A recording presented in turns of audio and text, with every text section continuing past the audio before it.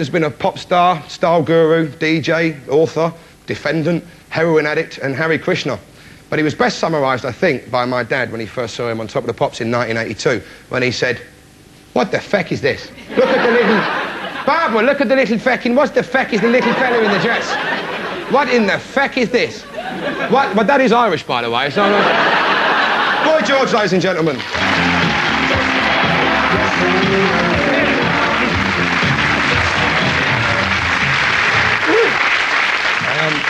First of all, where do you stand on drugs now? I don't know, I should maybe have asked you before the show. Do you take drugs? No. Never? No. Is that part of being bored of it or going through the experience that you had? I think mainly sort of going through that experience, being so exposed.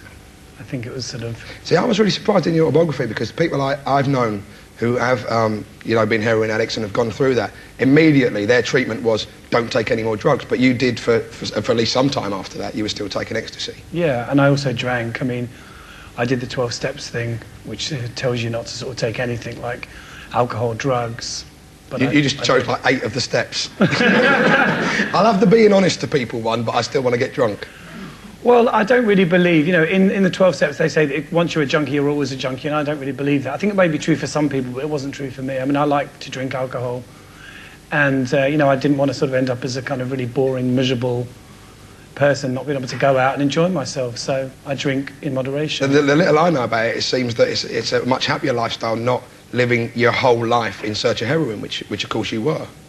Oh, yeah, definitely. I mean, I'm a lot happier now than I was 15 years ago, but at the time you don't know that. Mm. And, you know, I don't think I ever intended to become a junkie. It was just one of those things. Yeah, no one wakes up and goes, today, nothing, I'm going to be a junkie. Do you look back, because knowing what I do about you, you do seem to have a very addictive nature, and you do, you know, go over the top about certain things. I don't think I need to stress what they are, you know, it's fairly obvious. But you are someone who is very addictive, and if you do say you want to do it in a big way. I don't do moderation very well in anything, you know, whether it's, you know, food, drugs, sex, career. I mean, throughout my life I've had various addictions, you know, relationships. I get very addicted to other people, things like that. So I've always been like that all my life. When I started the show, I was talking about the people who sell their stories, and I will stand by, I think those people are scumbags. But there are other people, and this is probably the majority of the My Drug Hell stories, are people who have been caught out and have actually, we both know that this definitely happens, are given the option. They're told, look, if you don't out yourself, we will out you, and the prospects will be much worse. So the papers get a nice, you know, fluffy TV presenter or whatever saying, yes, it's really bad and I've had a terrible time and no one should ever do it. Instead of the other way around, which would be the paper saying, what a piece of shit. And so, of course, people take that option. Well, there's always the dilemma that if you go out and say, well, actually, I had a good time taking drugs and it wasn't all horrible, that people are going to really hate you. And when I sort of got caught out and there was all the publicity, I was in a real dilemma during that period because I thought, well, I don't really want to apologise. But at the same time, I wanted to be honest, and I didn't really want to encourage other people to take drugs.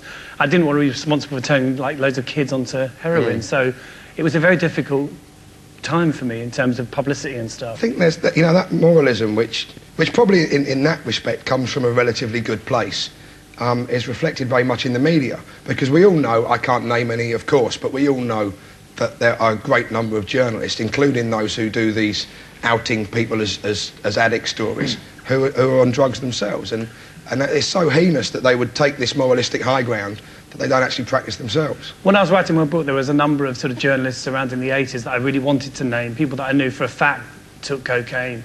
And I think it's ridiculous when they sort of, you know, sort of pick on people and talk about public shame. I mean, they are hypocrites. Apart from the sort of time when you were outed, when the press were hounding you all the time, didn't you also have that, weren't there sort of a number of friends of yours who had overdosed and you actually lost friends at the same time? Yeah, about 3 people died around me, you know, not directly around me, but friends of mine that were doing drugs died.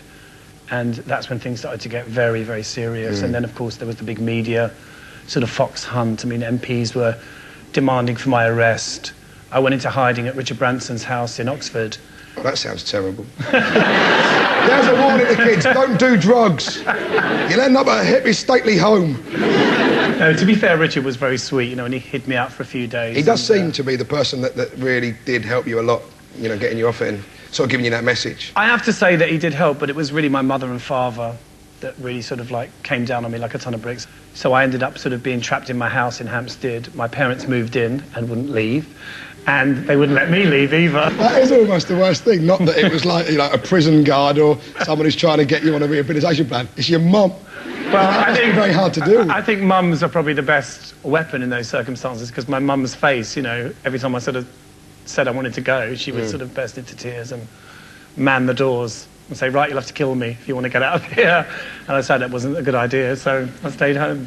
You know, you were talking about the way people view drug addicts, and I think everyone has read stories, whether it's Judy Garland, whoever, Kurt Cobain.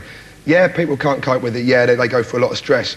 But there's also an attitude of like, yeah, so what? You've got millions of pounds, you can do what you want. Well, I think people think if you've got money and you're famous, then you've got everything, so therefore you shouldn't really need to take drugs. I mean, I think particularly when you start out in the music business, you know, when you get really famous, you can't go anywhere. You know, you literally get trapped. So but you used to wear big hats. You had like plaits and women's dresses and stuff. Of course you can go. But you hear stories about, you know, like a lot of these sort of current boy bands, you know, they're not allowed to have girlfriends, they're not allowed to drink, they're not allowed to go out. Well, I'm glad they're not going out. I don't want to bump into boys. I want them out having a drink. But when you're stuck in a hotel room, you know, bored out of your mind, you know, there's only one other thing you can do. That's watch Richard and Judy or take coke, you know. Oh, now I'm very confused about the moral issue. Anyway, George, thank you very much for coming on. Boys,